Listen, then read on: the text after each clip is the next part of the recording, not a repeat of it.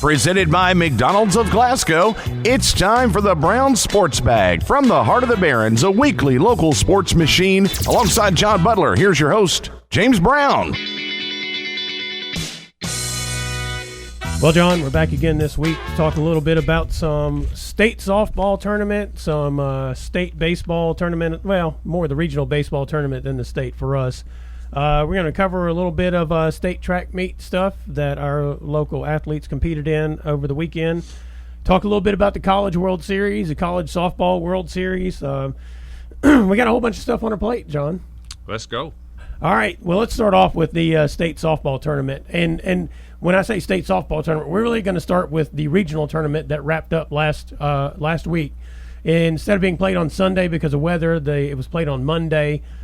When we did our show last week, we didn't know exactly how that was all going to work out because of the weather situation. So Barren County ended up playing Warren East on Monday at 6 o'clock. They ended up losing the game 5-4. I mentioned to Coach Murphy after the game, I'm like, I bet you didn't hear our show today, because I said in that first inning, the two things John and I said you couldn't do, you did. I said, but you guys came back and showed that you could compete in that game. And he kind of laughed. He said, yeah. He said we wish we could have that first inning back because after that, they were the better team. They ended up losing 5-4, but they gave up all 5 of the runs in the bottom of the first inning, and that was a tough situation for them. Yeah, I think we talked last week that to beat Warren East, you're probably going to score. I thought it would be a low-scoring game. Yeah. 3-2 or something like 2-1. Yeah. Their previous meeting, Warren East won 2-0, right. So that's why. So soon as I was in Lexington at the time, I did not get to see the game. I was watching my niece play in the regional tournament up there.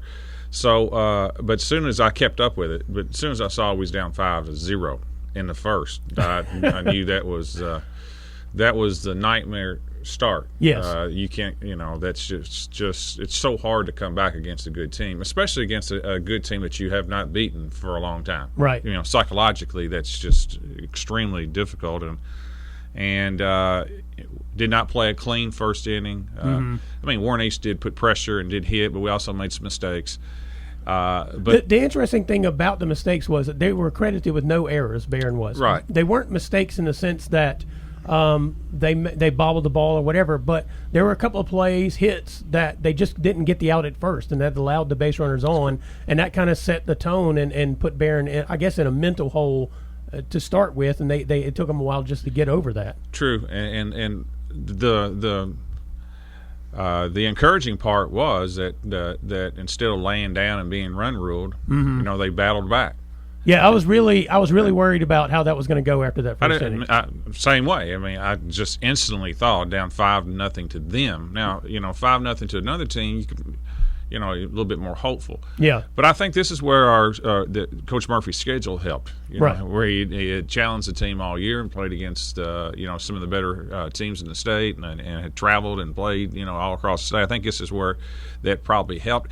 It's possible that the kids relaxed too. It's 5-0. I'm like, hey, yeah, what do we have to lose? We got nothing to lose. Yeah, and give Lily Brody credit because she really buckled down. That's another time where you can mentally kind of give up. Mm-hmm. And she buckled down and allowed no runs the rest of the way. Only one hit, I think. That's a great credit to her and to the defense behind her. Right. And then they slowly got back in the game. I know Barren got 2 runs, I think, in the third. I believe I'm right. Corbogue and Mary Shaw had hits that inning, and then Warren East made a couple of errors, and so we got 2 back in the third. And now it's 5-2, and now it's more manageable. Mm-hmm. And then the other 2 came in the 7th and had an opportunity to win. Alyssa Curtis got a big hit to drove in 2. Yeah. And give her credit because I think she struck out the first couple of times up, and she bared down and got a big hit, made it 5-4. Yes, she really looked in her first couple of at-bats, she looked like she had no chance of hitting Emma Markham. So when she hit that ball basically over the third base, just dropped it in there in that shallow left field, I mean, that was a great hit for her because she just was not hitting the ball at all. Yeah, so now it's 5-4 with 2 runners on at the time, I believe, as well, and 2 outs, and Markham bared down and got that last out. But you had a chance to win, where I think after the first inning, 99% of the people felt like the game was over. And so give the girls credit for first of all coming back, but also having a really good year. Anytime you win the amount of games that Barren won this year, that's a very, very satisfying year, good year. And come to find out, they lost to, like Glasgow and the boys, lost to the eventual regional champion. Right. Well, and then, of course, Warren East comes back on Tuesday. They're down to South Warren, a team that they have not competed very well against in terms of – I think they first game was competitive. They've been competitive, but South Warren had basically controlled all the games. They had not been able to hit the pitching very well. They really had not been able to get the timely hits or whatever against South Warren, and South Warren had been the master of that all year long. But then they come back, and the person who had no hits against Lily Brody, Lucy Patterson, who is probably Warren East's best player, she gets a hit, that drives in the winning run there for Warren East in the seventh. And we go back to what we discussed last week about who was going to be the home team, all right? Because I think I'd mentioned that it was supposed to be the team on the top side of the bracket from what I had heard at the regional tournament draw, and that's the way it was. So South Warren was not the home team. Warren East was. That needs to be fixed. Yeah, that really turned out to be a significant thing, probably in both of those games that we just talked about. So that kind of turned out to be an interesting twist on things. But yeah, Warren East got the win, 3-2. They're playing in the state tournament. They were supposed to play this morning, weather permitting, in Lexington. That's the way it's been all weekend. Yeah, they've had some terrible weather at the UK softball complex. Yeah. Friday's game, they got one game in Friday, and all Friday's games was moved to Sunday. Saturday's game, they supposed to have 4 games. They got one game in. They moved all those to Monday today. So they've had a hard time with rain and storms and things like that. But I think it should be okay. Warren East should play today, and wish them the best of luck. Now let's go back to that Barren County Warren East game a little bit, because Coach Murphy, I asked him, what does this mean for your program going forward? Hadn't beaten Warren East, didn't win the game, but after that first inning was probably the better team. And he said he's not into moral victories and that kind of thing. But I do feel like with the fact that Lily Brody is coming back and you're missing, they're going to lose Lara Simmons at second base. That's going to be significant, both in the lineup. Eve Bogue, who had 2 hits that game. Yeah, Eve Bogue's going to be a huge loss in the lineup. They do miss Ashley Hammer. Mm-hmm. She switched in and out, hitting the ball, and then Emily Kearney as well. So they are going to miss their seniors, but the fact that they have the bulk of their lineup coming back, the bulk of the defense coming back, that's got to bode well and make those girls think, hey, we get in this situation again next year, we can be the team that wins this region. They'll be one of the favorites next year. They will be. South Warren, I'm sure, will be good. Warren East returns their pitcher. Emma Markham. and a lot of young kids. Greenwood, I think, is young. Allen is very young. So, Barren will be right there in the mix of things. And you would hope that game, getting beat in the semifinals 5-4, will have a carryover in a positive way to next year, confidence-wise. Yeah. Is that something that you do believe happens? I think it does happen. Yeah, I do, because with when you're talking about high school age kids, their plate is not full. Mm-hmm. I mean, every game they play is another experience for them. It's not like they're 30-year-olds and been playing all their life. Right. So these games and playing and I assume the tournament will be right back in that environment. Mm-hmm. And as many games you can get at Western, as many games you can get on these big environments, and they can play all the travel games they want to play, but it's still a different environment when you're playing for your school, when you're playing for a title that way than travel, and I do think it helps. Yeah. Well, and it'll be interesting. I mean, because I'm sure he will load his schedule again to play the toughest competition he can possibly find. And I'm sure that'll be beneficial for him. It as you mentioned to start with, it seems that it finally was beneficial for him here in this game, even though they didn't win it, that they had been in these played the top teams in the state through the course of the season. I don't think there's any doubt about it. It was beneficial. Meanwhile, at the state tournament, one of the games that did get played, I think it was Friday, was one of the favorites. Was it Ballard? Ballard's out. They led the entire game. They were up 1-0 going into the bottom of the 7th and gave up 2. Yeah.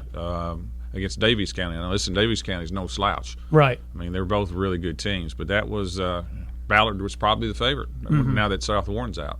Yeah, so I mean, I think Butler was down in their game.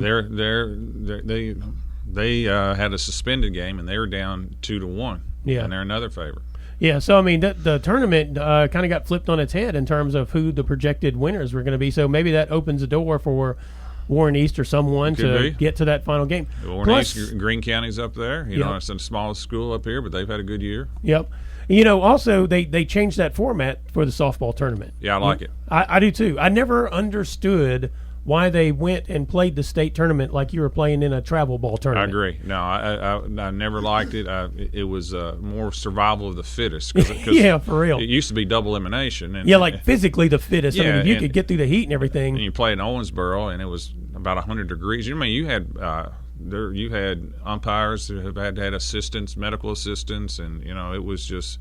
I don't think the best softball teams always won. Yeah. And single elimination, everybody gets to watch each game, which I think is good for the kids rather than in Owensboro you had 4 games going on at the same time. I think it's a much better environment. Plus you're playing at a college, big-time college place rather than, no offense to Owensboro, but it was a county park. Yeah. And I think the environment, they've had some bad luck with the weather, but they can't control that. I think overall they settled in the right way to do this. Yeah, meanwhile, in the regional baseball tournament, you mentioned earlier that Glasgow ended up losing to the team that won the region. They lost to the Bowling Green Purples 8-1. Similar to the Barren game with Barren and Warren East in softball, except there was no comeback. Got behind early. Yeah. Yeah, they did the thing they couldn't do against the best team in the region. They had a chance to get back. They got behind early. I think it's like 5-0 as well. And, and they had I think Glasgow had bases loaded in the third and could not get a big hit. And after that, Bowling Green just kind of put them away. Yeah, and things turned out to be kind of interesting in the baseball tournament as well because Franklin Simpson upset Russell County. And so then Franklin Simpson got there, and they were. That game was close with them and Bowling Green in that regional final for a bit, and then Bowling Green put it away in the last couple of innings. But we were real close to having a fascinating end to the season there in baseball if Franklin Simpson could have pulled that off, because we've talked about this on the show already before. Franklin Simpson and Glasgow, if you look at both of their schedules, they've had, I think, kind of mirror seasons in a way. Glasgow beat Bowling Green during the regular season. They beat Elizabethtown during the regular season. Both of those teams played in the state tournament. They played good competition all year long, but then they lost some games to teams that you would say they should have beaten. Franklin Simpson was very much the same way. They swept Warren East during the season, but then they lost, I think, to Russellville. No, not Russellville. I'm trying to remember who it was. They lost a couple of games to teams that it was like, no, they should not have lost those games. And then they were in the regional final. So that was kind of a fascinating end there to the region. Unfortunately for Bowling Green, they went to the state tournament and got knocked out in that first game. So their season came to an end. Elizabethtown also lost their first game in the state tournament. I think. Unlike the softball tournament, the state baseball tournament seems to be kind of running chalk in terms of like the top teams in the state. It is, and I don't particularly like how they're doing it. They're playing these.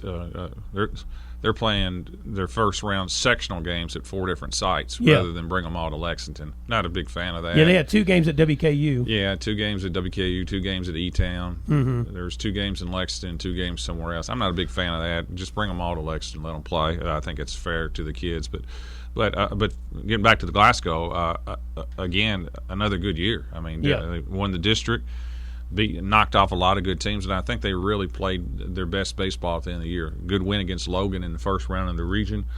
Bowling Green was by far the best team this year in the region, and they got behind early and never could really.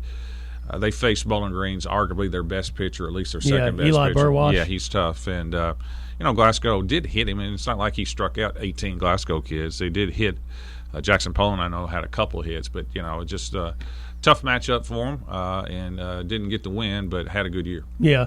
Well, and the encouraging thing for them as well, they had 4 seniors. Of course, 2 of them were their pitchers, Tyler Lane and Cole Bunch. Now, Cole Bunch didn't pitch a whole lot at the end of the season, He was actually the winning pitcher against Elizabethtown when they beat them earlier in the year, and then he had some arm or shoulder issues. Well, Zachary Poor's back, right? Yeah. He came in relief and had 3 shutout innings as Bowling Green. Yeah, so Zachary Poor, he's a sophomore. Jackson Poland, Jr.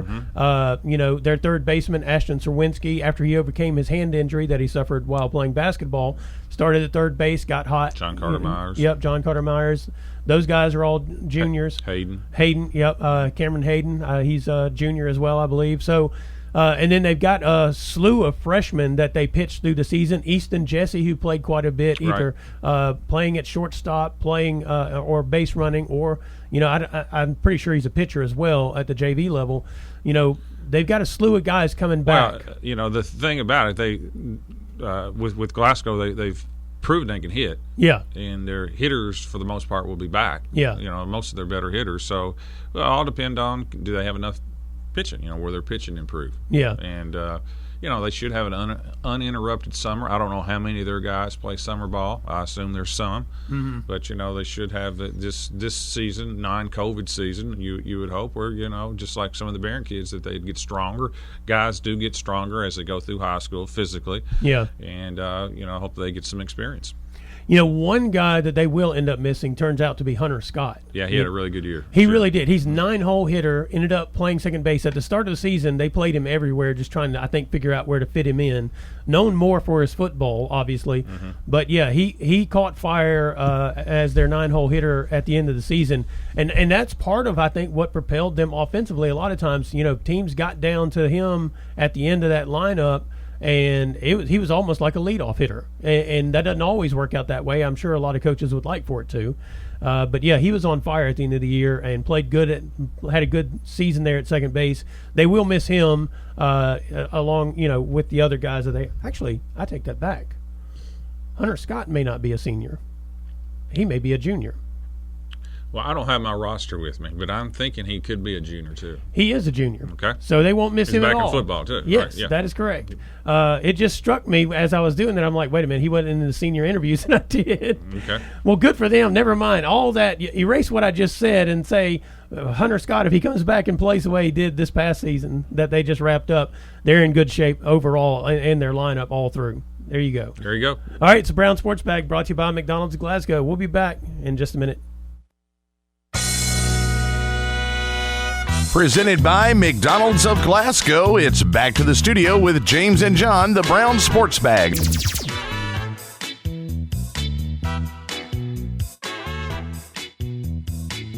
Well, John, we're back. We had lots of track over the weekend, track and field, mostly track.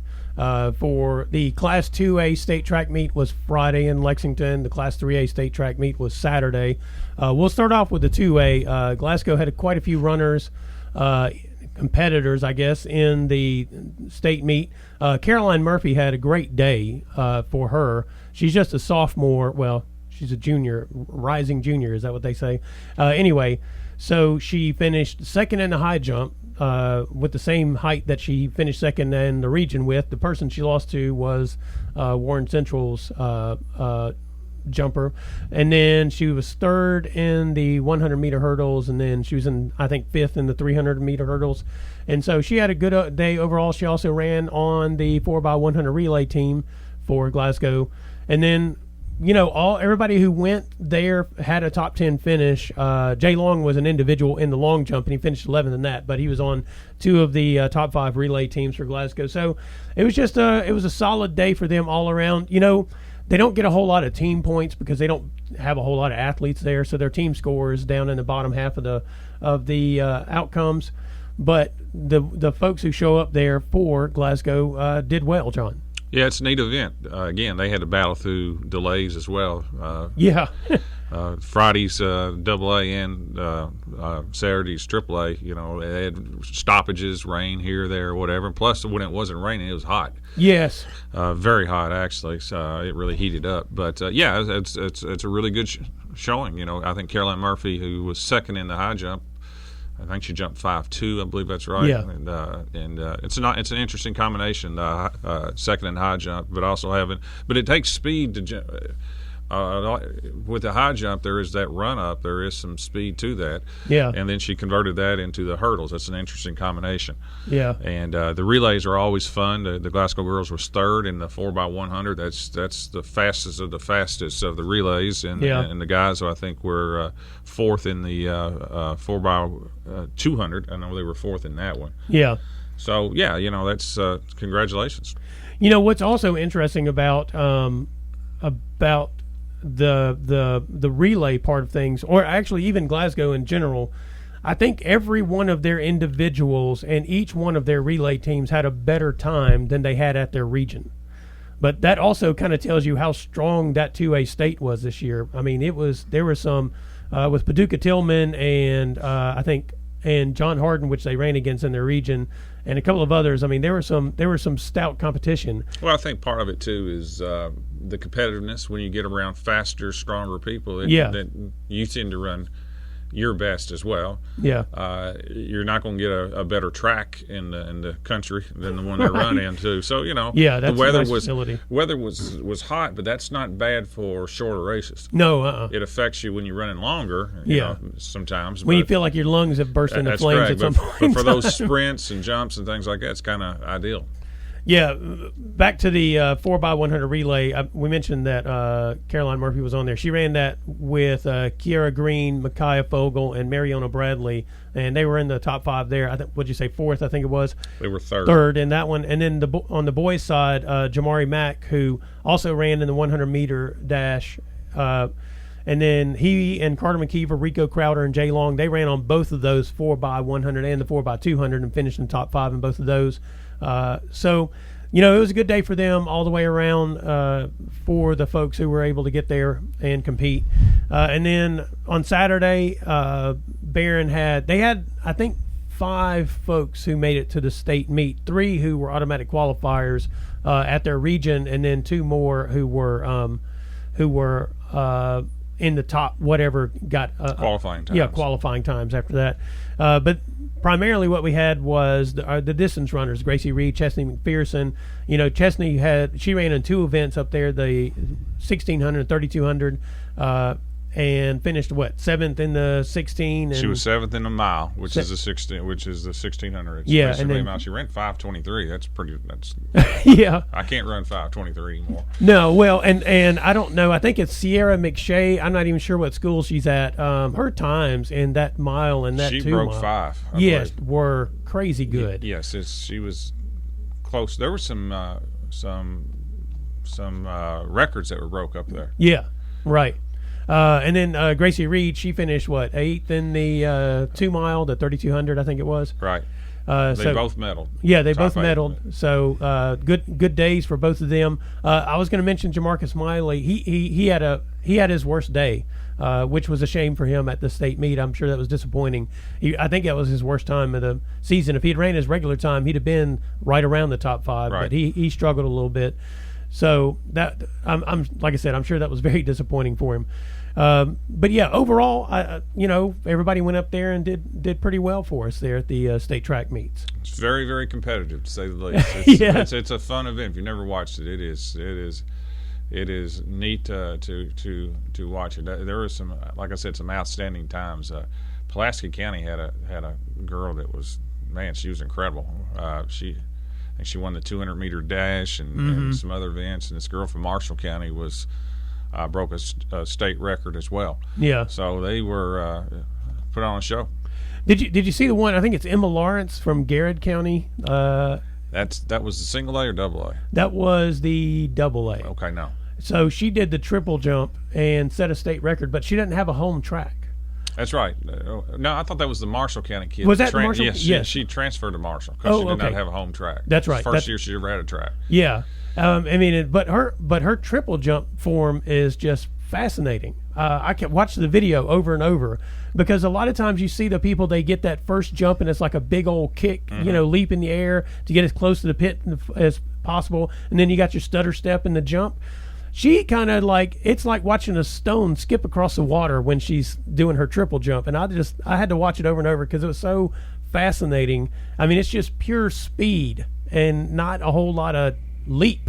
Speed and athleticism. Yeah, but her form after that second step is just perfect, and so it was pretty impressive. I just, that one kind of blew my mind. All I could think to myself was, if I have somebody who's doing the triple jump, I'm going to ask her, where'd you learn how to do that? That's right. Because it's not one that I've seen taught. So anyway, was that it? Emma Lawrence at Marshall County. She used to, I don't know where she used to be then. Maybe. Yeah, because Marshall, I assume, has always had a track. I would guess so, yeah. So I didn't follow up on that, so I'm not for sure. Yeah, but yeah, I just thought that was it's almost like she made up that form in her backyard, to be honest with you. So yeah, it's if you get a chance, I think it was Josh Moore on Twitter. He works for the Herald Leader. He had the videos of her triple jump. So if you're into checking out triple jump forums, you need to go look that one up. Other than the state track meet,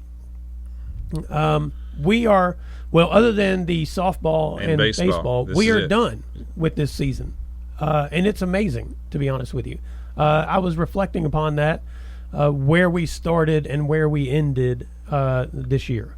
Started with severe protocols for COVID back in August, back in July. Yeah. Didn't even know.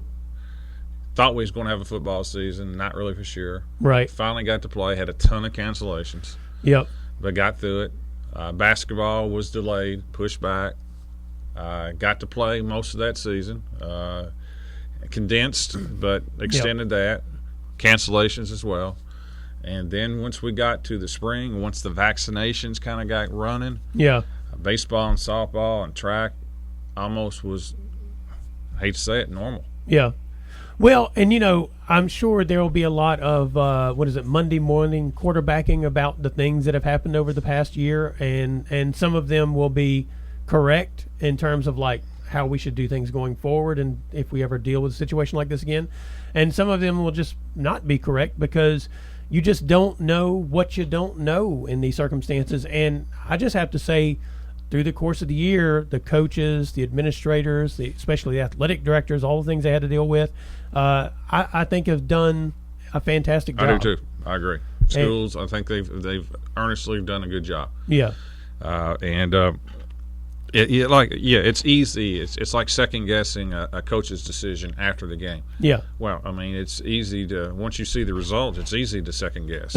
Right. But you have to go back at the time the decision was made. Mm-hmm. And same thing with all the protocols and things like that. When the decisions were made, you got to look at it back then, not after you have all the results. Yeah. Not that after a year of studying it. That's a different deal. And I do agree. I think for the most part, schools and people handling it that were running schools and trying to make decisions that were they wanted to give kids an opportunity, but they also wanted to try to be as safe as possible for everybody involved. I think overall we kind of got it about as good as you could get it. Yeah, and I would even say there are probably some protocols that were put into place because of the pandemic that will stick around. Yeah. Just because it turns out it should have been done that way to begin with. We just had no impetus to get there. That's right. The only regret is the losing of the spring sports the year before. Yeah. And again, you go back, they just didn't know the science then. Right. But looking back at it now, probably could have got through it. Yeah. Well, and what are you supposed to do as the KHSA at that point in time? That's right. No, they had to follow the law and orders and things like that. So, yeah, I mean, the NCAA did the same thing. Yeah. I mean, the NBA did the same thing. Yeah. Major League, so everybody did. So, you just didn't know. People just didn't know what to do back then. Yeah. Well, like I said, I want to commend everyone for their efforts during the season. I know it's been stressful on people at times, parents as well as the administrators and the coaches and all. But look, we got here. And we're wrapping up this 2021 season. I also want to take a minute to thank everybody who has followed us on 104thescore.com, on our social medias, on Facebook and Twitter. It's grown. I would say it's grown exponentially because basically when we started in August, it was at 0. I mean, we started this in August 2019, but we really didn't get to do anything last year. But a couple of things that fell into place in our favor. One was the Daily Times went away last May, in terms of local sports coverage, and we were there to fill that gap, thankfully. And because of that, we started at basically 0 in August, and March was the best month we had ever. And so ever being 2 years. May was the second best month. That's great. And that's kind of impressive in the sense that you expect March to be up there because we broadcast basketball games, and basketball is the primary sport in Kentucky. But the diversity, I think, of coverage in May probably helped out with track and tennis and softball and baseball and just whatever else, the signings that we had and that kind of stuff. So I want to thank everyone who has followed along with us here. We're not going to take much of a break, I promise you, because there's things going on all summer long. We'll have football practice for long. Yeah, I was just thinking to myself, I was like, I need to sit down and start planning out July. Yeah, the football updates. Yes, they'll be coming in. But we also have like some summer basketball stuff, and there'll be summer baseball, softball. There's summer golf. The golf season really never ends. They may take a hiatus or just move to Florida in January. I don't know. But, yeah, it'll be here too. All right, this is Brown Sports Bag brought to you by McDonald's in Glasgow. We'll be right back. Presented by McDonald's of Glasgow, it's back to the studio with James and John, the Brown Sports Bag.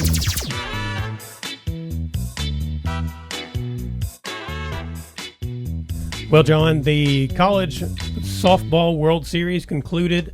The favored team, the number one team in the nation, Oklahoma, ended up winning it. But I tell you what, one of the things I decided I like about both, generally speaking, the college softball World Series and the college baseball playoffs, is that there are teams whose names you've never known because they've never played in the basketball or the NCAA tournament in basketball, or because they don't play football, and they should wind up in these here World Series, and we get to know some folks that we wouldn't know otherwise. And I think that was evident, especially in the softball World Series, because you had James Madison, which put Oklahoma in a hole early. Yeah, they had a pitcher that was outstanding. Yes. I mean, and there's no way in the world we'd ever hear her name if not for this. I can't tell you her name off the top of my head. I knew it last week. Well, I knew it an hour ago. Now I've forgotten. But yeah, I can see her right now. Senility, yeah, John. I can see her right now. I can see her right now, and I just forgot her name. But she was a tremendous. She beat Oklahoma once. Yeah, what was that 4-3 in 8 innings? I think it was. Yeah, she was just a tremendous pitcher, and she batted second in the lineup too. Yeah. So she was all over. She was great. Yes, she was. And you're talking about whenever they get that name, likeness, and things like that, that the athletes can profit on themselves. People think it's, the football, and your better football and basketball players will probably really take advantage of that. Well, she'd be she's on a Nike commercial right now. That's correct.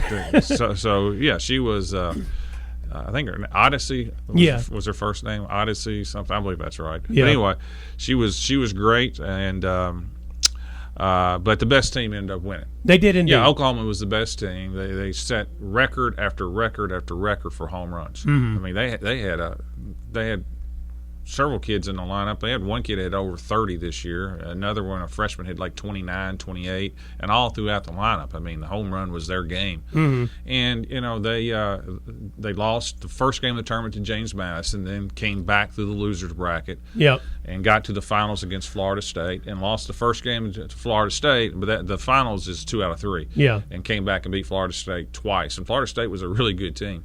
Well, and that's another. See, they were unranked. Yeah, it's a little shaky though. I mean, they were several of the kids that were on this team were national champions 3 years ago. Yeah.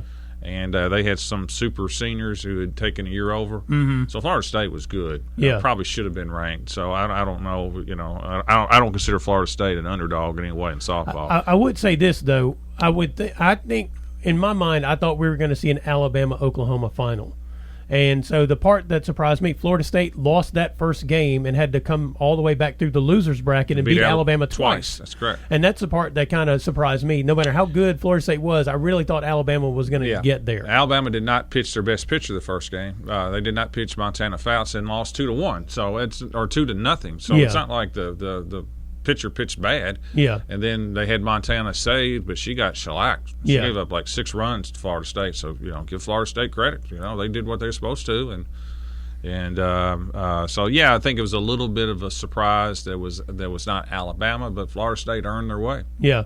Well, again, to the point, though. But it's a fun sport to watch. Yes, it's a fun sport to watch. And the way that World Series works out, we do get an opportunity to see players that we just would not see. I mean, even if women's college softball was like the number one sport on the nightly sportscast on whatever channel you watch, there's still players we would never get a chance to see because of how the focus would break down. And it's just interesting in these diamond sports in college how you get these programs that are not household names that show up, and we get to meet players. It just shows there are great players all over the place. Well, they sold out. I mean, they have expanded that stadium. They had over 14,000, I think, there in Oklahoma. They got primetime spots on TV. Yeah. The ratings were really good. Mm-hmm. I mean, you can see why. I mean, the sport is quick. It's fast-paced. They have power. Yep. I mean, their home runs part of the game. The kids, they have fun. We talked about last week. It's probably the most fun sport for kids to play. A lot of ways, at least the kids seem like it. And I would oftentimes I'd rather watch a fast pitch softball game than a baseball game. It's just pace of play, and more guys are saying the same thing. Yeah. Just because of pace and so forth. But it's very entertaining, and congratulations. It's a shame it's only like that. They get center stage for a couple weeks. Mm-hmm. And after that, their career is not really a pro sport after that. It's kind of amazing how that kind of ends right there. But, right. But they move on with their life. There is a little bit of a pro league, but it's not not much at all. Yeah, you can occasionally find it on television in the darkest of night or the deadest of the seasons because they are out there, but it's not very prevalent. And I imagine it's kind of like if you think about the old time. It's like women's soccer pro league. There is one. Yeah. It's not not it's bigger than softball. Yeah. Louisville's got one now. Right. Well, and I was going to say also it's probably like that's their night job because they probably have a day job that actually pays the bills. That's right. Meanwhile, in the baseball World Series, I kind of had the same response there, although it is a little bit chalk in the sense that this is the super regionals, right? Yeah, super regionals. Well. World Series starts this weekend. Yeah, and 6 of the 8 were filled for World Series. Little weather issues. Yeah, so a couple of them were still being played today. Mississippi State, Notre Dame, and what was the other one? Let's see. Virginia and Dallas Baptist. And Dallas Baptist is like one of those programs. They are in this hunt each year, and I think it's in Dallas. I believe. And they're probably affiliated with the Baptist Church. Yes, maybe so. But other than that, I couldn't tell you anything about this school other than they like to play baseball. Yeah, they've been around a little bit now. I haven't heard of them much until the last few years. Just baseball. They just popped up probably the last 4 or 5 years. Yep. And so they've been kind of getting in the hunt there. Yeah, Mississippi State Notre Dame is that's been a wild one.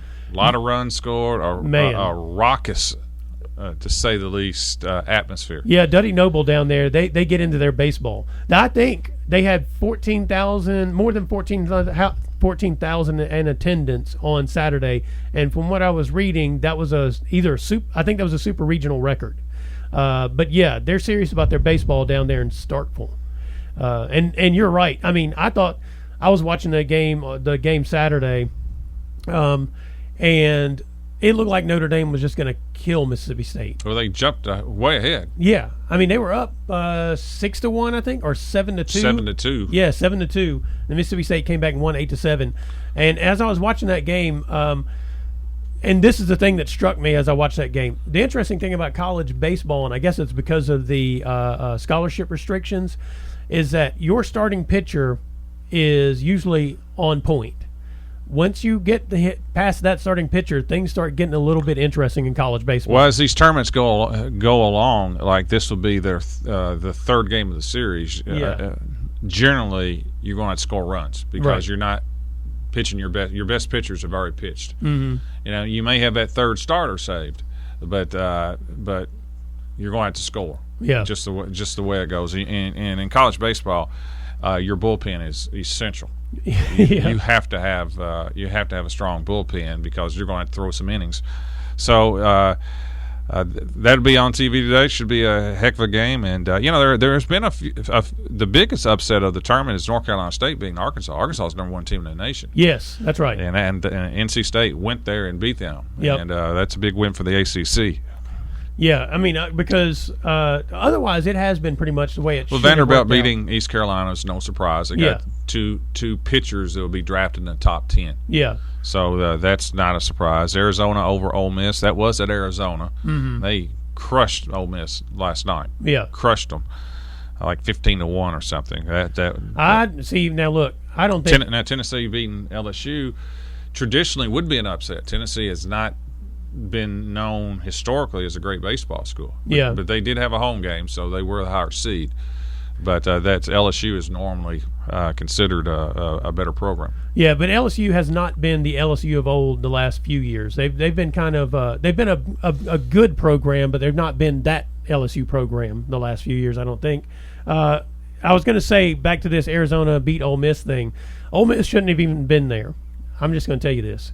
Because Southern Miss blew their first game against Florida State in that regional, and they ended up losing. So then they ended up having to beat Ole Miss twice on the back end of that thing, and they couldn't beat them in that second game. They beat them in the first one. I really think Southern Miss should have been the team that was there, because they actually had probably the pitching depth to get there this year. It's just that they had an error in right field in that game against Florida State, and that just kind of wrecked them for the whole regional over there in Oxford. But also, they ended up at the end in the Conference USA tournament, they blew an opportunity to actually host that regional because they lost a game there.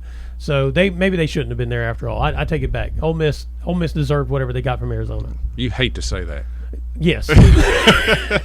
As a Southern Miss, Look, huge fan. My wife's family went to Mississippi State, and my wife and I went to Southern Miss. So yeah, none of us were Ole Miss fans. Although I do know several people from here in Glasgow, or who have family here in Glasgow, who have attended or do attend Ole Miss. So congrats to you guys on that loss to Arizona. Blowout loss. Blowout loss. But yeah, otherwise, Texas swept South Florida. That's not a surprise. The only thing that has really been a surprise so far has been that NC State win over Arkansas, 2-1 win in that series. And it'll be interesting to see how it works out. I mean, Virginia, I think, should get there. And to be honest with you, right now I think Notre Dame is better than Mississippi State. So we'll see how that pans out. But yeah, once those two games are done, the who's playing in Omaha will be decided. The top side of the bracket has already set, actually, because we'll have Stanford and NC State, and then Arizona and Vanderbilt. I mean, look, when I saw Vanderbilt, East Carolina over the weekend, you're right, those pitchers for Vanderbilt, they can take them a long way. I mean, because I think both of them pitched the complete game. They subbed them out. Yeah, they had a closer that came. Yeah, but yeah, even the closer though, they gave up nothing to East Carolina in those games. So I think Vanderbilt looks pretty good. And then of course Texas and Tennessee have already made it through, and then the winners today will play those guys. So it'll be an interesting College World Series. Have you ever been out to Omaha for the World Series? I have not. Is that one of the things you would like to do? No. No. You don't want to go to Omaha? I'd go, but it's not. I wouldn't put that on my bucket list. Got you.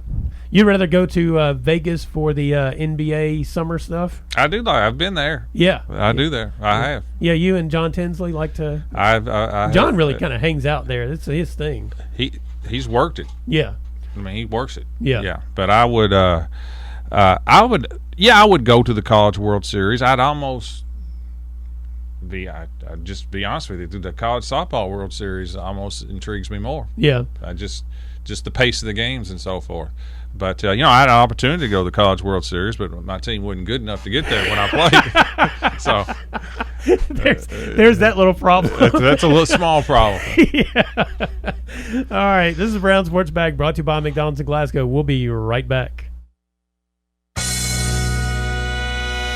Presented by McDonald's of Glasgow, it's back to the studio with James and John, the Brown Sports Bag.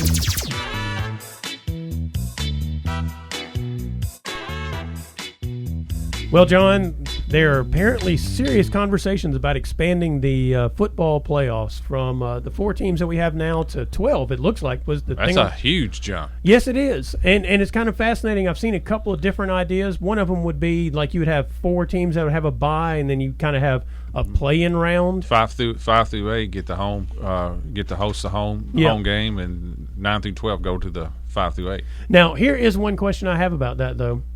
Why don't they just play that 5 through 8 at some bowl game that is closest to whatever the home team is? I don't know, but I'm just going to comment in general. I like it. I think it's going to pass. And the reason why I think it's going to pass is because the people behind it. Mm-hmm. The SEC commissioner, Greg Stanke, is behind it. Yeah. And I know the conferences such as Conference USA and the American love it. Yeah. Because it's you're not guaranteed a spot. Even the SEC's not guaranteed a spot. I think the top 6 maybe are going to be are the conference winners from the top 6 qualifying conferences, based on your RPI or whatever. Yeah. So it could be probably going to be the SEC every year, but it may not be. It may not even be the Pac-10. They're going to have to be ranked as one of the top 6 conferences. So conferences such as the one with Cincinnati, which is the American. Yeah. They could have easily. I think last year they may have qualified as a top 6 conference. Yeah. And that would give them a game. Coastal Carolina would have qualified last year. They were the 12th ranked team in the country. They would have qualified in terms of this series. So I think it's tremendous. Get rid of the bowls, in my opinion. I don't care where they go. And the only thing that I would say to this, and everybody likes to shoot arrows at this, is that you got to be careful with the amount of games these kids play. Yeah. Because people who are going to get drafted are probably not crazy about playing 17 games. Right. So they may have to look at schedules in terms of how many they can play, 11 regular season, and then these you can play. If you don't get a bye, you could play up to I think 3 additional games, but maybe 4. But for the first time, this is the best news that I've seen. It makes it, to me, interesting. I think it's going to bring a lot more schools into play. And then I'm sure we'll fight over who's 12, 13, and 14, but still. Yeah. We fight over who's 68 through 72 now. That's correct. But it makes it – people will go, well, it takes away from the regular season. I go, no, I think it makes it more relevant because you're going to be fighting – you're going to fight throughout the season to get in. In the past, I've always thought it was stupid. You lose your first game of the year and you're out. That's dumb. Well, and the other thing that this does to me is it incentivizes, going back to that conference RPI idea, it incentivizes the top teams to actually play each other across conference because it's important to them and their conference now. Right now, those teams don't have to play each other. They can just dodge each other all day long and hope they don't lose a game and get in a national title game, more or less. And it's going to generate – you're talking about a cash cow. This is going to be incredible. And maybe you won't have as many kids opting out. Right, yeah. There's something to play for. Right. And who knows how they're going to divvy up the money. I wouldn't be surprised if some of the money goes to the kids eventually. Yeah. That qualify, because it's going to be billions of dollars in this one. Yeah. It's not going to be one network's going to get this one. When they redo the contract, it's going to be, Fox and ESPN and CBS, they're all going to go for this now. So here's what it really opens up. Amazon got the Thursday night game. Amazon Prime's got the Thursday night NFL game in the upcoming round. So it's actually not even on TV. This is what this actually opens up. The growth of these streaming services minimizes the networks, but they are also bringing in more money a lot of times than the networks, just in terms of because of the diversity of their revenue stream versus advertising on the networks and whatnot. So it actually opens up the idea that you have these streaming platforms now that will be competing for these games or college football games in general. And I think this is one of the directions we're going, especially when you have like Amazon, Hulu, that kind of stuff. Hulu's owned by Disney, which is ABC, ESPN, and all that. It's all the same company. So you're actually opening up the door for more revenue streams because you have more people buying into it. You see what I'm saying? I do. But if it becomes too difficult for me and people my age to get these games, then I'm out. Well, you might be out, and they may not care, John. But you and I may die off, and the next generation's like, ABC what? That's exactly right. But the people that watch a lot of these things tend to be your older people, too. So they got to be careful with this. But I'm all in on the 12-team playoff. I think it's great news. Gives people a chance. Yeah. Cincinnati's, who knows, Western. I mean, Western plays a schedule good enough where they go undefeated and knock off some of these teams. Maybe they're in the picture here. Where in the past, WKU, no chance of playing in the playoffs. None. Now they have a chance. There is a carrot at the end of the stick for all of the university, all of the programs now, and there wasn't before. There was just no chance. That's correct. And any time that the SEC commissioner is behind it, it's got a great shot at passing. That's right. All right, it's the Brown Sports Bag brought to you by McDonald's of Glasgow. We'll be back next week.